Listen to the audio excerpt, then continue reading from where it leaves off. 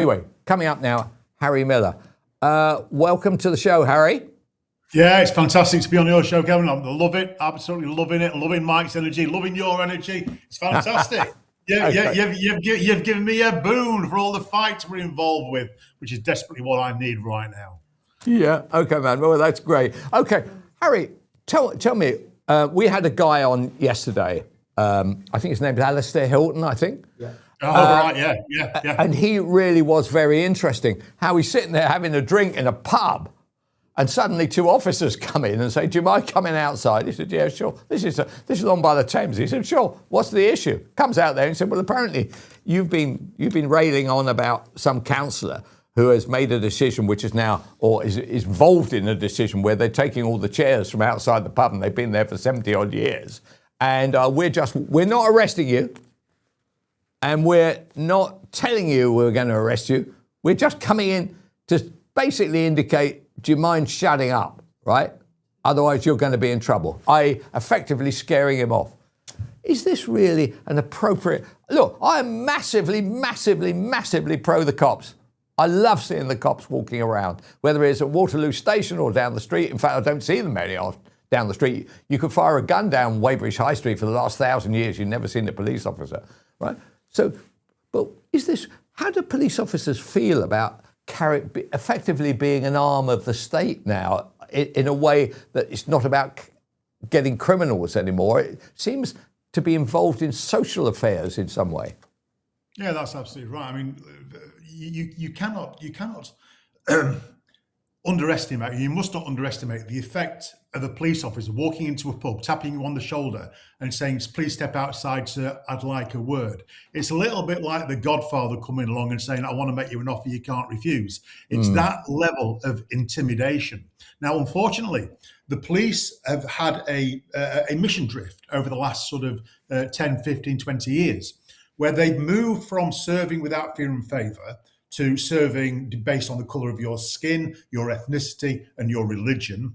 And they've moved away from catching criminals to providing a service, a social service for the political elite. So if you're upset with somebody because of something that they've said, once upon a time, old-fashioned policing would go, "Right, okay, you're upset, so what? What law has been broken? Have they been harassing you? No. Have they been sending you malicious communications? No. So there is no law, there is no basis for our action, so quite frankly, we're going to do sweet FA. You just crack on and be upset about it and moan to your wife or what have you. We're doing nothing."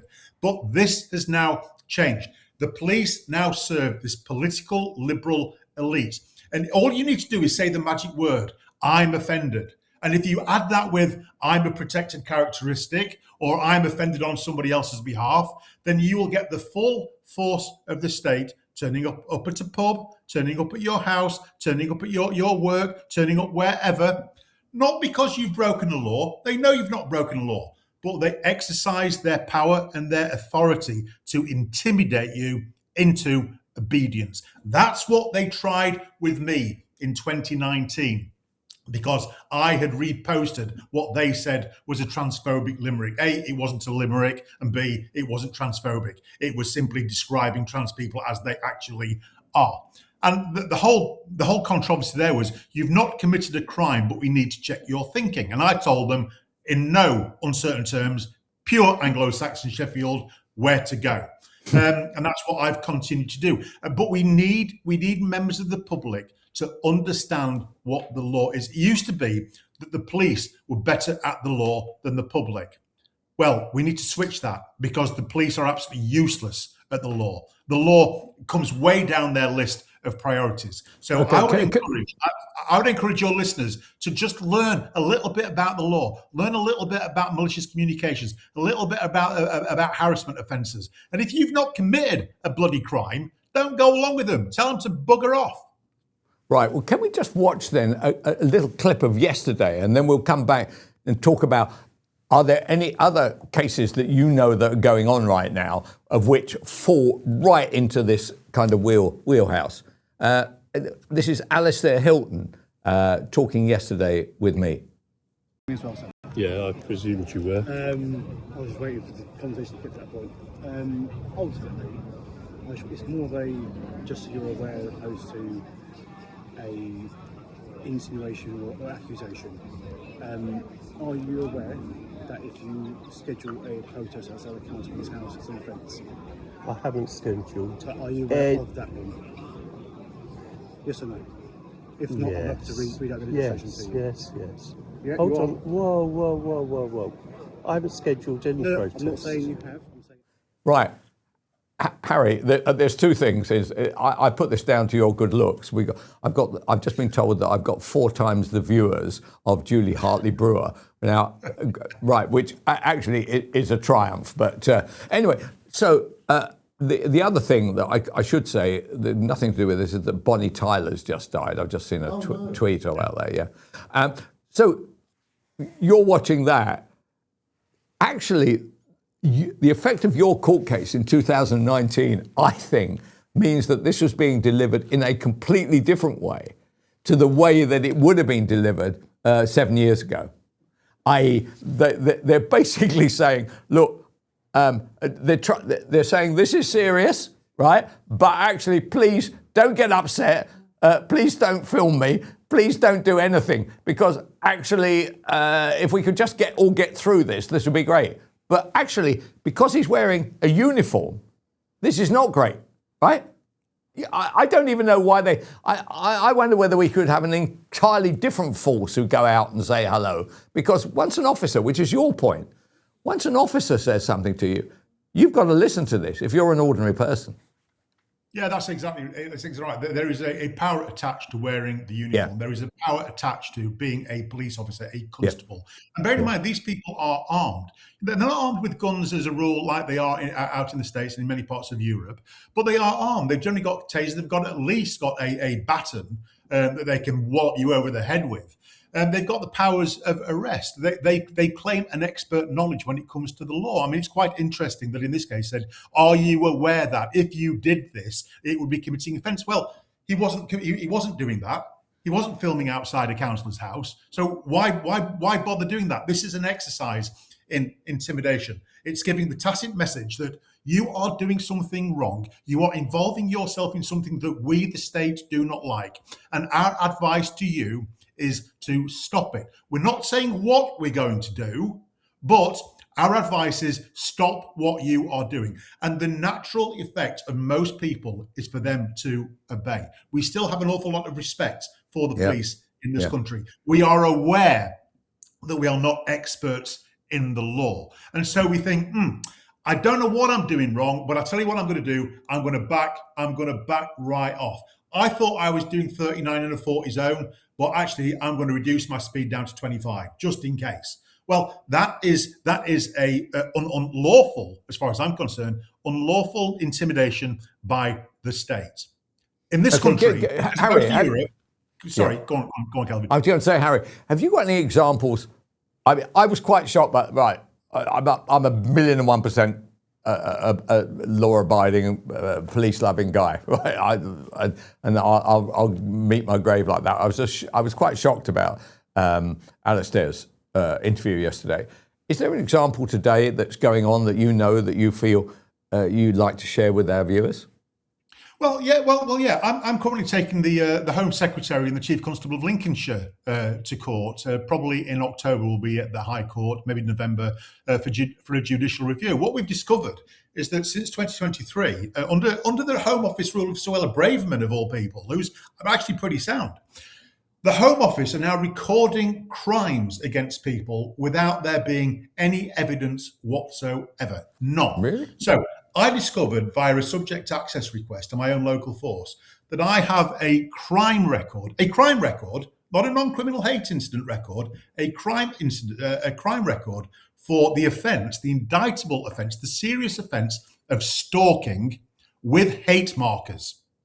Right, I knew nothing about this. The only reason I found out about it was because I was tipped off by a police officer who said, "You might like to put in a subject access request, Harry." Now, most people don't have whistleblower police officers to tell them what they need to do. I'm fortunate in that I am in that position. And it turns out the Home Office have been recording people, not for NCHIs, but for crimes without any evidence whatsoever since 2023. How we is say that? that is entirely wrong, entirely unlawful. Well, how did you even get caught up in any of this? I mean, Okay, so this is one interesting story. Back in 2022, I think it was, I discovered that there was a serving police officer called Lindsay Watson who was calling my friends at the LGB Alliance. He was reporting them for terrorist offences. And I thought, this isn't right. So I found out who this officer was. Turns out it's a trans officer from Leicestershire. Once this officer had realised that I was on his case, he then turned his attention on me. I mean, I received hundreds and hundreds and hundreds of messages from him. If I was on Talk TV or GB News, he would contact them and say, Harry Miller is a hater, get him off, blah, blah, blah, blah, blah. It was quite disturbing. Anyway, this police officer was finally sacked for gross misconduct by Leicestershire Police. Right. So what this officer did, he then went to my own local force and said, I've lost my job as a police officer because Harry Miller was stalking me. And the idiots at Lincolnshire Police took him at his word and recorded it. And then the Home Secretary in the Home Office said, oh, that looks right, and recorded it as a hate crime. Really? This is how flipping, exactly. It's even worse than that, mate. This is a former police officer who said quite openly that I was leading a terrorist organisation with Suella Braverman, and that our reach was international, and that she and I were responsible for a bombing in Colorado. This is the level of nuts that we are talking about. Right. And of course, the idiot Chief Constable of Lincolnshire says, oh, that sounds about right. Yeah, we better record Harry Miller. We better have him in. We're going to give him a crime report and mark him down as a criminal. Harry, Crazy. what I don't understand is why you have to go to court to have this exercise. Are you a member of the Free Speech Union? I am a member of the Free Speech Union, Mike, Kelvin. But as a rule, the Free Speech Union tend to see me and Fair Cop as their radical wing. So what I do, I'm their attack dog. So when things get a little bit too hot for Toby, they send in me, and I'll rip the balls off. Okay. But what I don't understand is there can be no ifs and buts about any of this, right? So is somebody fighting you, and who is fighting you? Who's fighting me? Well, it's the Chief Constable of Lincolnshire, because what they've done is they've taken the crime recording rules at the worst interpretation possible, and said on the basis of a single complaint from a lunatic, someone who was thrown out of the police for lying and placed on the barred list for lying, they're going to take his word over my word, because the crime recording rules set out by the Home Office allow them to do so. Now, you say this should not go to court. It shouldn't go to court. And there is a way of overturning it without going to court. Right. And that involves me going to the Chief Constable personally and proving that I haven't committed the crime. That is the only way of doing it. Now, of course, the Chief Constable doesn't want to know. The Chief Constable doesn't want to see me. So there we go. The crime record stands, and hence we have no option but to go to the High Court. And I'm looking forward to it, Kelly. I'm looking forward to dragging these idiots back through the dirt and exposing them for what they are, which is utterly corrupt and immoral. Harry, I am very grateful for that, man. By the way, you should become a journalist. The way you managed to tell that story like that, right, without pausing for breath, you should be sitting here. I should be answering questions about what a gutter snipe I am. Harry, very good to see you. I hope we can talk again. Good luck in your fight. Come back when you win. In fact, come back before you win. Okay, good to speak to you. Cheers.